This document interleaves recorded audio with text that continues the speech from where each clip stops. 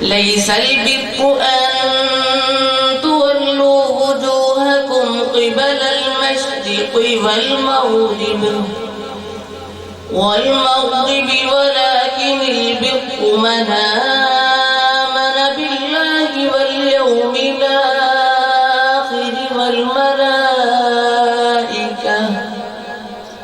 والملائكة والكتاب والنبيين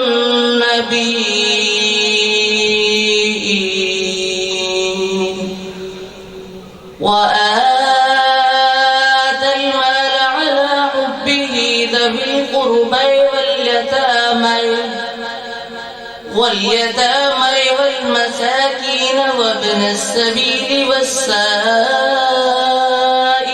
وفي الرقاب وأقاموا الصلاة وآتوا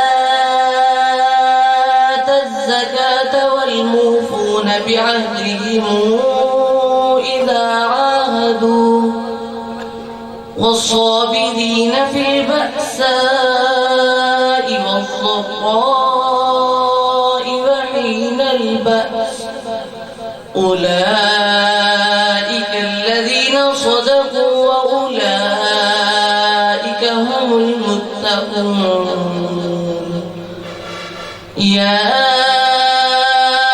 أيها الذين آمنوا كتب عليكم القصاص في القتل الحر بالحر والعبد بالعبد والأنثى بالأنثى فمن عفي له من أخيه شيء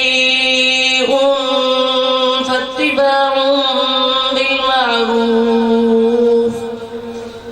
بالمعروف وأداء إليه بإحسان ذلك تخفيف من ربكم ورحمة فمن اعتدى بعد ذلك فله عذاب أليم.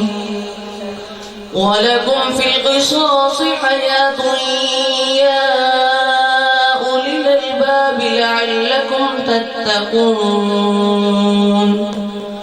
كتب عليكم إذا حضر أحدكم الموت إن ترك خيرا الوصية للوالدين والأقربين بالمعروف حقا على المتقين.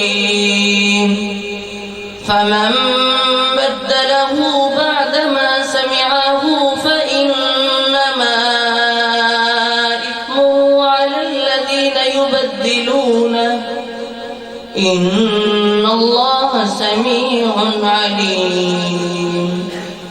فمن خاف من موصٍ جنفا إثما فأصلح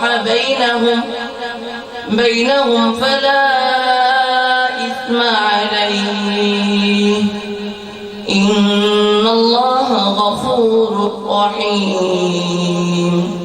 صدق الله العلي العظيم.